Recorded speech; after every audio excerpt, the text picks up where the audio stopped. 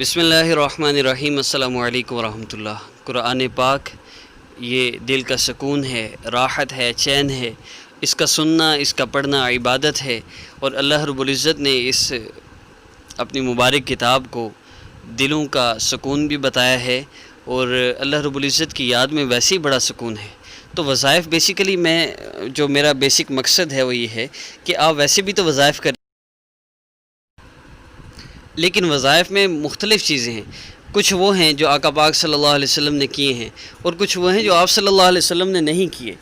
آپ صلی اللہ علیہ وسلم نے اللہ رب العزت کے اسماء مبارکہ کے جو وظائف ہیں، اب احادیث مبارکہ میں باوضو رہنے سے رزق کا بڑھنا، یہ ساری چیزیں تو آتی ہیں، لیکن ہم جو شوہر کی محبت کے لیے یا ودودو پڑھتے ہیں، اور یہ اللہ رب العزت کے اسماء مبارکہ کو پڑھنے سے فائدہ ضرور ہوتا ہے، لیکن یہ بات یاد رکھیے کہ یہ مسنون نہیں ہے، مسنون اعمال اور ہیں۔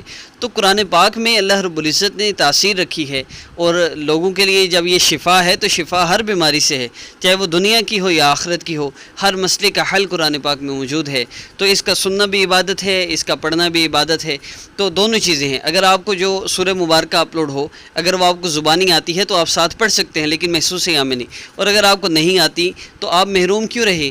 آپ سن کر بھی اللہ رب العزت سے اپنا مسئلہ حل کروا لیں۔ تو یہ دین بہت آسان ہے، اس کو مشکل نہ بنائیں۔ بہت سے لوگ لاکھوں مرتبہ صورت پڑھے ہیں، یہ صورت اتنی دفعہ پڑھ لو، اور یہ صورت اتنی، ان صورتوں کے وظائف کے طور پہ پڑھنے کی وجہ سے لوگوں پر اثرات ہوتے ہیں، اور لوگ، ظاہر سی بات ہے ہماری کیپیسٹی 20 کلو اٹھانے کی ہے، جب 40 کلو 60 کلو اٹھائیں گے تو درد تو ہوگا ہی۔ اسی طرح جب ہم وظائف کرنے شروع کرتے ہیں اور مسئلے کے حل کے لیے وظائف کرتے چلے جاتے ہیں تو اس کے بھی اثرات پڑتے ہیں۔ جس طرح میڈیسن کا افیکٹ ہو جاتا ہے، اسی طرح ان وظائف کا بھی ہوتا ہے۔ پھر کہتے ہیں جی بھئی ہم نے تو وظیفہ کیا تھا، اب تو بلڈ پریشر بہت ہائی رہنے لگا ہے، اب تو مسئلہ اور زیادہ بڑھتا جا رہا ہے، اب تو یہ ہو گیا۔ تو یہ بات یاد رکھیے، سنت اعمال زیادہ سے زیادہ کریں، اور وظائف صرف سننے کی حد تک رکھیں، اور یہ سب سے زیادہ آسان ہے۔ اس لیے ہر اپلوڈ ہونے والا ذکر آپ ضرور کیا کریں، سن لیا کریں بس، اور اس کے بعد دعا کیا کریں۔ دیکھیں وظیفہ کر کے دعا نہ کریں کوئی فائدہ نہیں، اجر ضرور مل جائے گا لیکن مسئلہ حل نہیں ہوگا۔ مسئلہ تو دعا سے حل ہونا ہے۔ تو آپ تلاوت سن کر، اللہ رب العزت کا مبارک کلام سن کر پھر دعا کر لیا کریں، انشاءاللہ اس سے آپ کو بہت زیادہ فائدہ ہوگا، اور اسی میں آپ کے مسائل کا حل ہے۔ اللہ رب العزت آپ سب کا حامی ناصر ہو۔ یہ بات سمجھ لیجئے کہ مسائل کا حل اللہ رب العزت سے مانگنے میں ہے، صرف کچھ اسماء مبارکہ پڑھ لینے میں نہیں ہے۔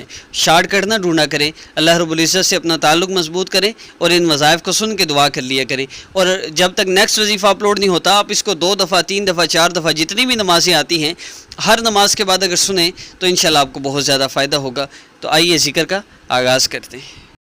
بسم اللہ الرحمن الرحیم سبح اسم ربک الاعلی الذی خلق فسوى والذی قدر فہدى والذی اخرج المرعى فجعله غثاء احوى سنقرئك فلا تنسى إلا ما شاء الله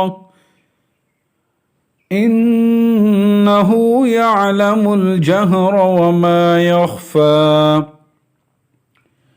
ونيسرك لليسرى فذكر إن نفعت الذكرى سيذكر من يخشى ويتجنبها الأشقى الذي يصلى النار الكبرى ثم لا يموت فيها ولا يحيا قد أفلح من تزكى وذكر اسم ربه فصلى بل تؤثرون الحياة الدنيا والآخرة خير وأبقى إن هذا لفي الصحف الأولى صحف إبراهيم وموسى بسم الله الرحمن الرحيم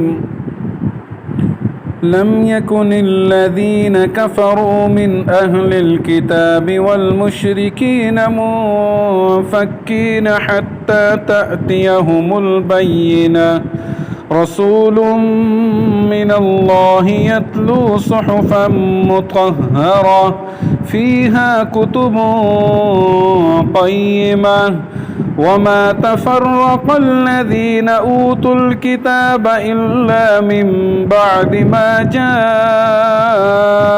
جاءتهم البينة وما أمروا إلا ليعبدوا الله مخلصين له الدين حنفاء ويقيموا الصلاة ويؤتوا الزكاة وذلك دين القيمة إن الذين كفروا من أهل الكتاب والمشركين في